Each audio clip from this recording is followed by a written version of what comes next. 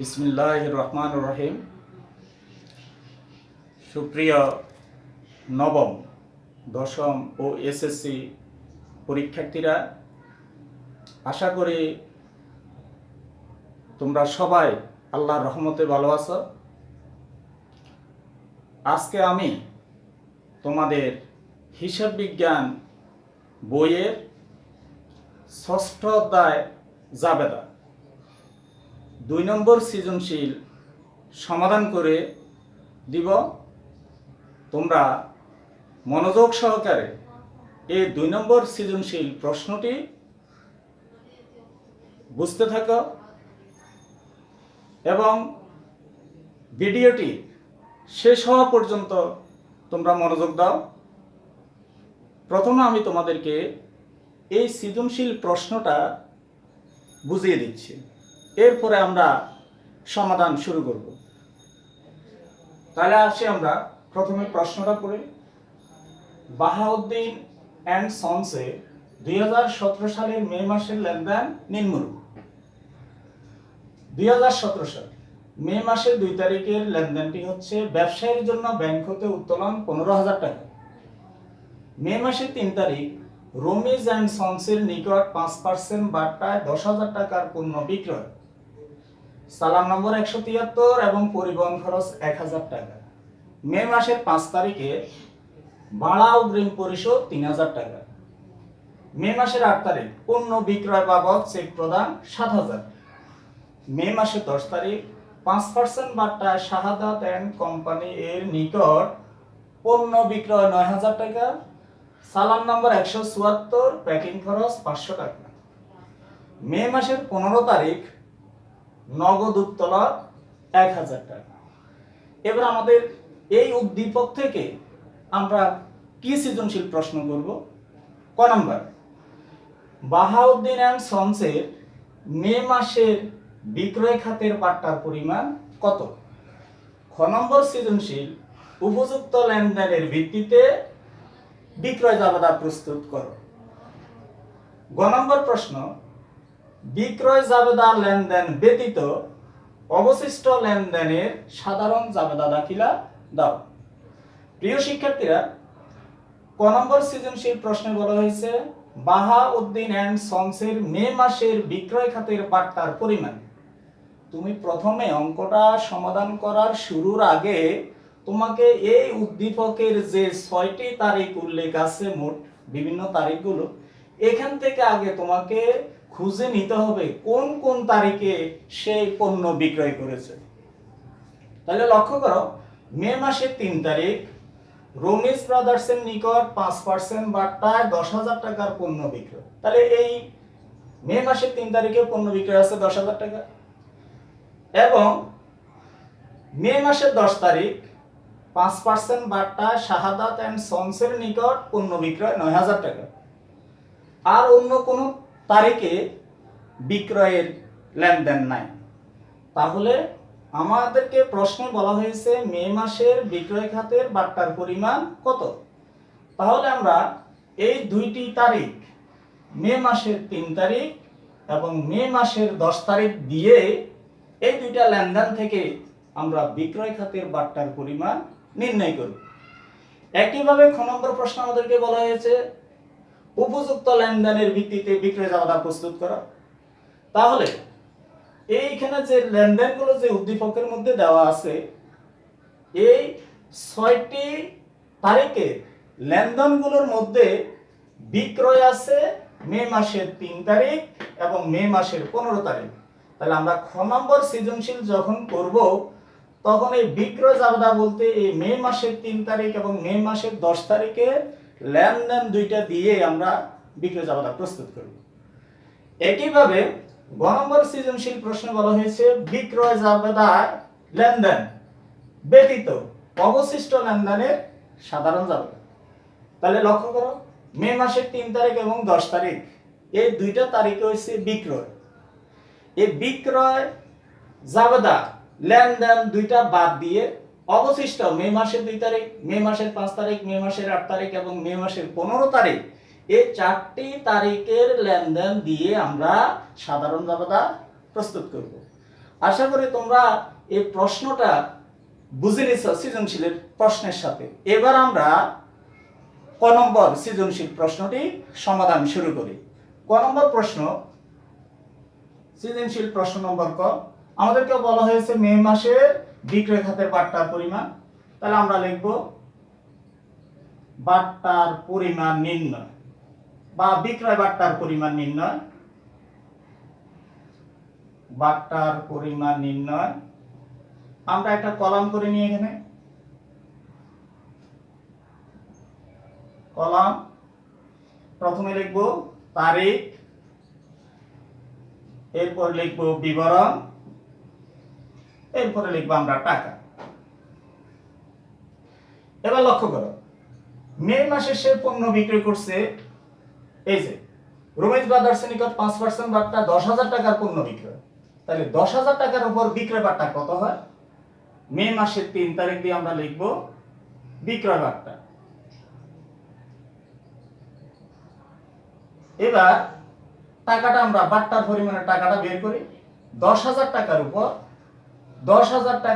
5% বাট্টা, তাহলে 10,000 গুণ 5%। 10,000 টাকার উপর 5% আমাদের 500 টাকা। একইভাবে মে মাসের 10 তারিখ এখানে শাহাদাতের নিকট পণ্য বিক্রি করছে 9,000 টাকা। তাহলে বিক্রয় বাট্টা লিখব আমরা 9,000 গুণ 5%। 9,000 টাকার 5%-এ তোমরা ক্যালকুলেটরে বের করে নিতে পারো, হবে 450 টাকা। আর অন্য কোনো তারিখে বিক্রয় নাই, তাহলে বিক্রয় বাট্টা আর বের হবে না। সুতরাং এখানে আমরা দুইটা তারিখের বিক্রয় বাট্টা পাইলাম, যোগ করে 950 টাকা। তাহলে আমার বিক্রয়ের বাট্টার পরিমাণ 950 টাকা। আমাদের এই সৃজনশীল ক নম্বর প্রশ্নটি শেষ। এবার আমরা শুরু করব সৃজনশীল প্রশ্ন খ, বিক্রয় জাবেদার পরিমাণ, বিক্রয় জাবেদা প্রস্তুত কর। প্রথমে আমরা বিক্রয় জাবেদার কলামটা করে নিচ্ছি। বিক্রয় জাবেদা,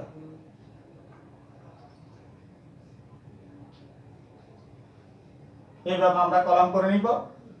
এই কলাম করা তোমাদের মুখস্থ জানা থাকতে হবে। পাঠ্য বইয়ের মধ্যে কলামটা এইভাবে করা আছে। প্রথম হবে তারিখ, তার আগে আমরা উপরে এখানে লিখব বিক্রয় জাবেদা। এরপর তারিখ, আমরা জানি জাবেদার মধ্যে বিক্রয় ক্রেডিট হয়। তাহলে এই কলামটার নাম দিব আমরা ডেবিট হিসাব খাত, অর্থাৎ বিক্রয় ক্রেডিট হলে তার বিপরীত খাতের নাম লিখবে এখানে ডেবিট হিসাব খাত। এরপর আমরা লিখব চালান, এরপরে লিখব আমরা সূত্র। এবার এই বিক্রয় জাবেদা লিখব আমরা এই কলামের মধ্যে। যদি ধারে পণ্য বিক্রয় করে বা বাকিতে পণ্য বিক্রয় করে, তখন জাবেদা হচ্ছে দেনাদার হিসাব ডেবিট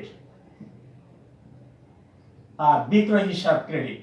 ধারে বিক্রি করলে এই জাবেদাটা লিখতে হয়। এবার একটা জিনিস লক্ষ্য করো তোমরা, এই যে আমরা চালানের পরে সূত্র লিখলাম, কিন্তু ক্রয় জাবেদার ক্ষেত্রে এখানে চালানের আগে শর্ত লিখতে হয়, কিন্তু এখানে আমরা শর্ত লিখি নেই। কেন লিখি নেই? ক্রয় জাবেদার মধ্যে শর্তের কথা উল্লেখ থাকে,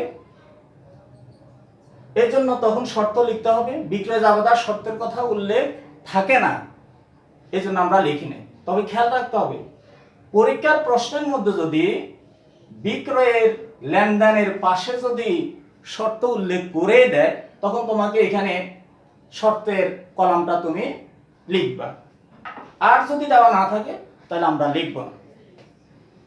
এবার আমরা গণনা কার্য করব। গণনা কার্য তোমরা লক্ষ্য করো, গণনা কার্য বা এটা আমরা কার্যটিকাও বলতে পারি। তাহলে মে মাসের 3 তারিখে হচ্ছে রমেশ ব্রাদার্স, আমরা এখানে লিখব 3 তারিখ রমেশ ব্রাদার্স। তো রমেশ ব্রাদার্সের কাছে এখানে পণ্য বিক্রি করছে কত টাকা? 10,000 টাকা। লক্ষ্য করো 5% বাট্টায় পণ্য বিক্রয় 10,000, তাহলে আমরা লিখব বিক্রয় 10,000, 10,000 টাকা। এই 10,000 টাকার উপর 5% কারবারি বাট্টা বা বিক্রয় বাট্টা, তাহলে বা বিক্রয় বাট্টা,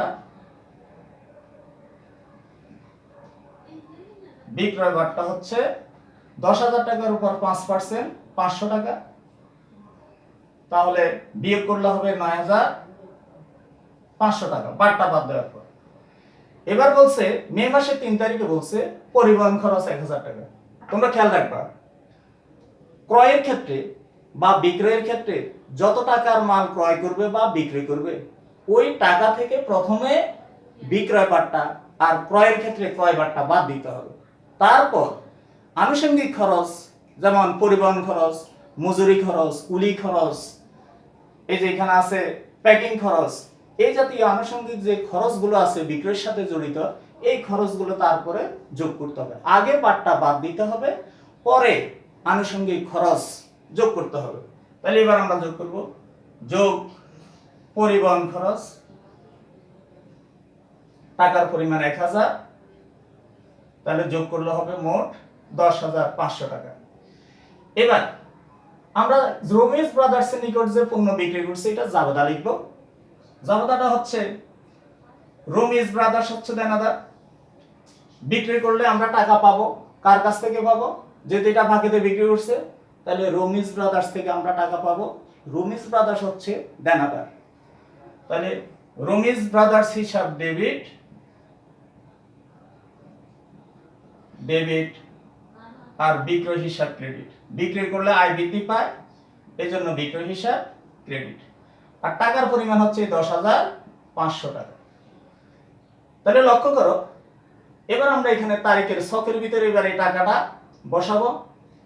তারিখ হচ্ছে মে মাসের 3 তারিখ আর সাল হচ্ছে 2017, মে মাসের 3। কলামটির নাম হচ্ছে ডেবিট হিসাব খাত। এবার জাবেদা থেকে খেয়াল করো, রমেশ ব্রাদার্স হিসাব ডেবিট, বিক্রয় হিসাব ক্রেডিট। তাহলে কলামের নাম হচ্ছে ডেবিট হিসাব খাত আর এখানে ডেবিট হিসাব খাতের নাম হচ্ছে রমেশ ব্রাদার্স হিসাব। তাহলে আমরা লিখব রমেশ ব্রাদার্স হিসাব, টাকার পরিমাণ 10,500। আমরা এই কলামের মধ্যে টাকা লিখব। চালান, প্রশ্নের মধ্যে চালান উল্লেখ করা আছে 173, এই চালানের ঘরে আমরা চালান লিখব 173, সূত্রের ঘরে আমরা টিক চিহ্ন দেব। তাহলে আমাদের 3 তারিখের গণনা কার্য শেষ। এবার আমরা মে মাসের 10 তারিখের গণনা কার্যটা করি। তোমরা লক্ষ্য করো, মে মাসের 10 তারিখে বলছে 5% বাট্টা শাহাদাতের নিকট পণ্য বিক্রয় 9,000 টাকা। তাহলে মে মাসের 10 তারিখে আমরা লিখতেছি কার্যটিকা শাহাদাত এন্ড কোম্পানি বিক্রয়, শাহাদাতের নিকট পণ্য বিক্রয় করা হয়েছে 9,000 টাকা এবং এখানে বাট্টা বিক্রয় করার সময় বাট্টা দিয়েছিল, তাহলে বা বিক্রয় বাট্টা বা ব্যবসায়িক বাট্টা বা কারবারি বাট্টা, তাহলে বিক্রয় বাট্টা আমরা বাদ দিব। 9,000 টাকার উপর 5% ক্যালকুলেটরে নির্ণয় করলে হবে 450। 9,000 থেকে 450 বিয়োগ করলে হবে আর 8,550। এবার মে মাসের 10 তারিখে প্যাকিং খরচ আছে, যেটি তোমাদেরকে বলছিলাম বাট্টা বাদ দেওয়ার পর অন্যান্য খরচ থাকলে সেটা যোগ করতে হয়। তাহলে যোগ প্যাকিং খরচ 500 টাকা, তাহলে এটা যোগ করলে হবে 0,5,10,9,9,050 টাকা। তাহলে এই তারিখের জন্য আমরা জাবেদা কি লিখব? আমরা পণ্য বিক্রি করছি কার কাছে? শাহাদাত কোম্পানির কাছে, বাকিতে পণ্য বিক্রি করছে। তাহলে এটা জাবেদা হচ্ছে টাকাটা আসবে, পণ্য বিক্রি করলে টাকা আসে কার কাছ থেকে আসবে? শাহাদাত এন্ড কোম্পানি। শাহাদাত হচ্ছে দেনাদার আমাদের, তার কাছ থেকে টাকা আসবে যেহেতু আমরা বাকিতে পণ্য বিক্রি করছি। এই জন্য শাহাদাত হচ্ছে আমার সম্পদ, দেনাদার। সম্পদ বৃদ্ধি পেলে ডেবিট, তাই শাহাদাত হিসাব ডেবিট আর বিক্রি করলে আয় বাড়ে তাই বিক্রি হিসাব ক্রেডিট। আয় বাড়া মানে ক্রেডিট হওয়া, আয় যদি বৃদ্ধি হয় তাহলে ক্রেডিট। তাহলে আমরা জাবেদা লিখতেছি শাহাদাত অ্যান্ড কোম্পানি হিসাব ডেবিট আর বিক্রয় হিসাব ক্রেডিট। এবার লক্ষ্য করো কলামটি, এই কলামটির নাম ছকের ভিতরে এখন আমরা টাকাটা লিখব। মে মাসের 10 তারিখ, হিসাব খাতের নাম হচ্ছে ডেবিট হিসাব খাত। জাবদার দিকে খেয়াল করো, শাহাদাত এন্ড কোম্পানি হিসাব ডেবিট, তাহলে আমরা ডেবিট হিসাব খাতের নাম হচ্ছে শাহাদাত এন্ড কোম্পানি। টাকার পরিমাণ 9050 টাকা, এই টাকার কলাম আমরা টাকা লিখতেছি এখানে 9050। মে মাসের 10 তারিখে চালান নম্বর 174, চালানের ঘরে লিখবো 174, সূত্রের ঘরে আমরা টিক দিব। এবার আমরা আমাদের আর অন্য কোনো তারিখে বিক্রয়ের লেনদেন নাই, তাই আমরা এখানে যোগ করে নিই 05 আবার 5 9 1 19550 আমার বিক্রয় জাবেদা যোগফল। আশা করছি তোমরা এই খ নম্বর সৃজনশীল বিক্রয় জাবেদা প্রস্তুত করাটা বুঝতে পেরেছো। তোমরা মনোযোগ দিয়ে অঙ্কটার দিকে দেখো। শিক্ষার্থীবৃন্দ, এবার আমরা সৃজনশীল প্রশ্ন ঘ নাম্বার, বিক্রয় জাবেদা লেনদেন ব্যতীত অবশিষ্ট লেনদেনের সাধারণ জাবেদা দাখিলা দাও। এবার আমরা সাধারণ জাবেদা দাখিলা করব।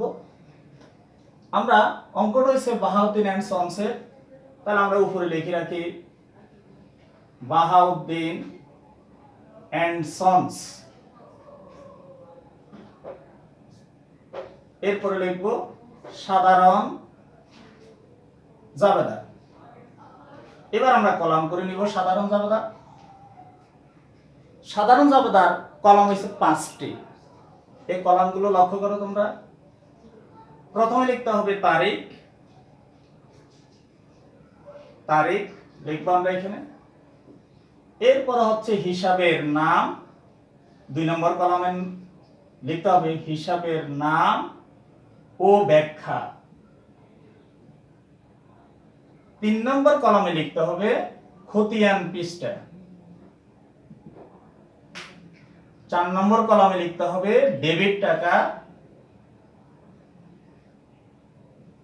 আর 5 নম্বর কলামে লিখতে হবে ক্রেডিট টাকা।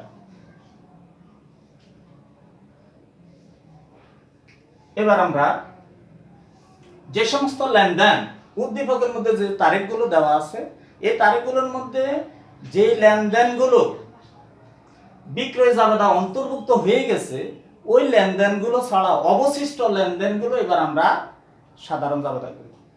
তাহলে আমাদের 3 তারিখে যেহেতু বিক্রয় জাবেদার মধ্যে এটা আমরা অন্তর্ভুক্ত করে ফেলছি, এটাকে আমরা সাধারণ জাবেদা অন্তর্ভুক্ত করব না।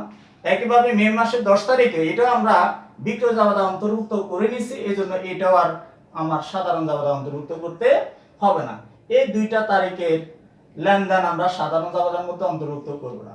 অবশিষ্ট এই 2 তারিখ, 5 তারিখ, 8 তারিখ এবং 15 তারিখ, এই তারিখগুলোর আমরা এখন সাধারণ জাবেদায় কিভাবে অন্তর্ভুক্ত করতে হয় সেটা এখন আমরা বুঝে নেব।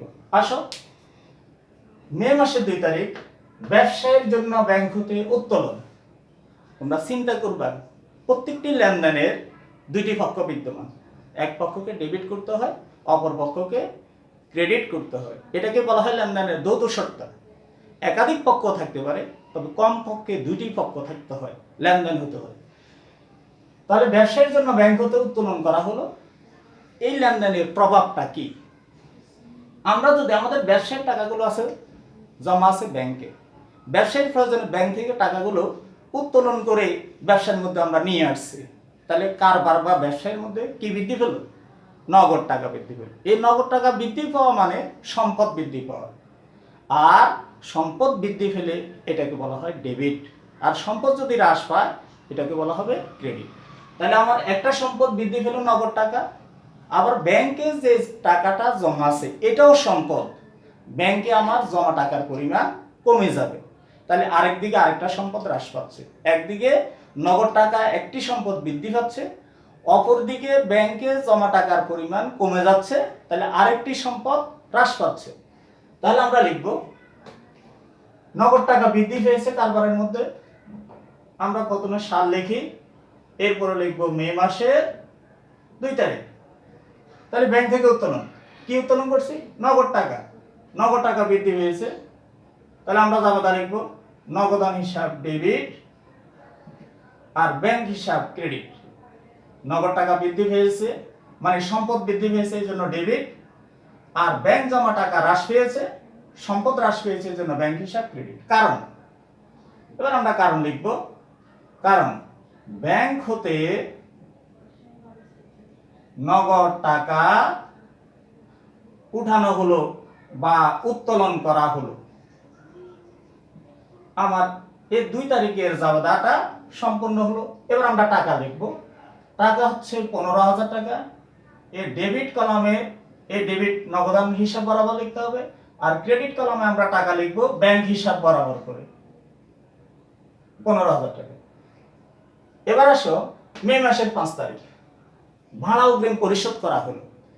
অগ্রিম ভাড়া পরিশোধ করলে তোমার সম্পদ বৃদ্ধি পায়, সম্পদ বৃদ্ধি পেলে সেটা ডেবিট।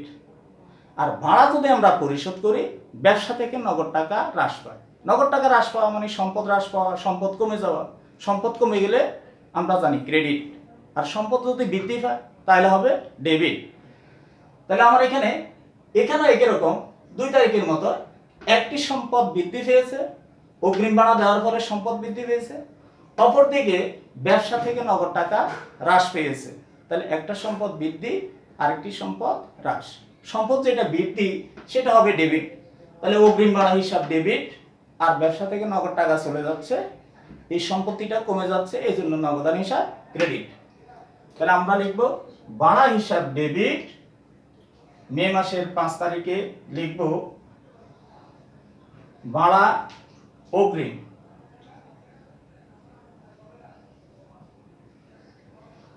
হিসাব ডেবিট আর নগদান হিসাব ক্রেডিট।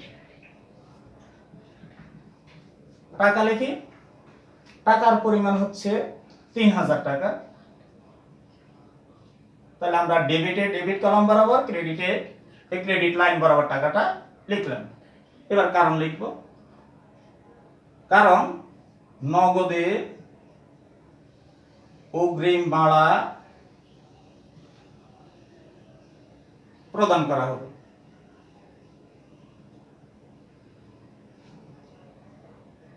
আমার এই 5 তারিখের লেনদেনটি সম্পন্ন হলো।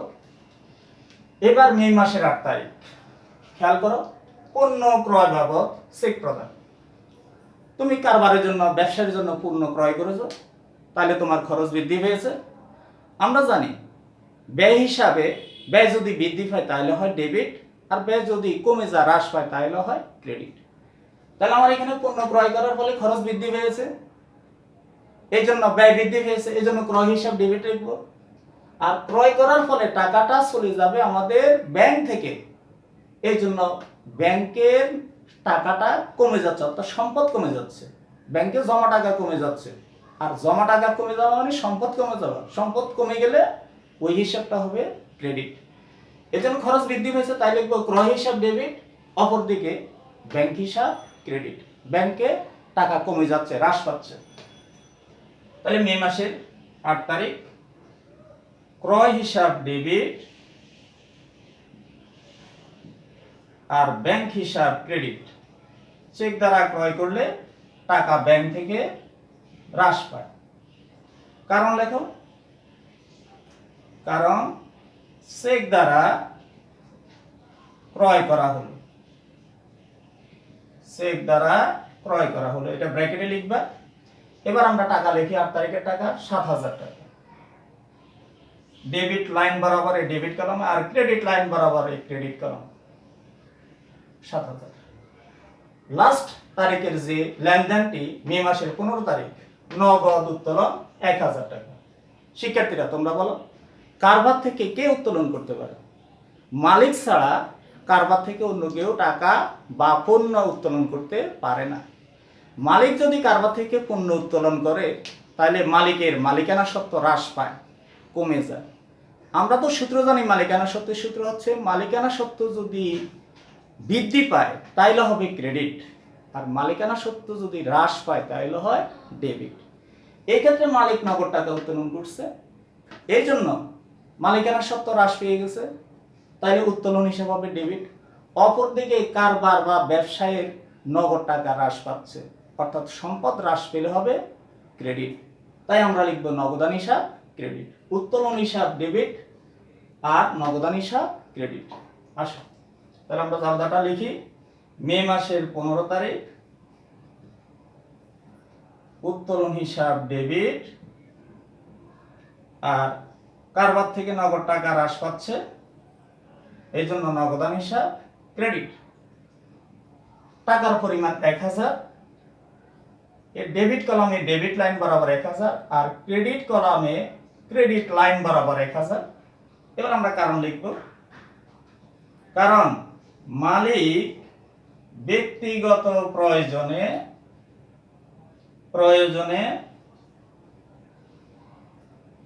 ব্যবসা হতে বা কারবার হতে নগদে উত্তোলন করেন বা নগদ উত্তোলন করেন। এটা আমরা ব্র্যাকেটে লিখব কারণটা। আমার জাবদাগুলো করা শেষ, এবার আমার এই ডেবিট ক্রেডিটের টাকাগুলো আমরা যোগ করব। তাহলে আমরা যোগ করে নিই। এখানে 15000, এখানে 3000, 15 আর 3 18000, এখানে 7000, 18 আর সাথে 25000, এখানে আছে 1000, 26000। ক্রেডিট কলামে 26000, ডেবিট কলামে সম পরিমাণ টাকা 26000। আমাদের দুই দিকের যোগফল 26000 টাকা।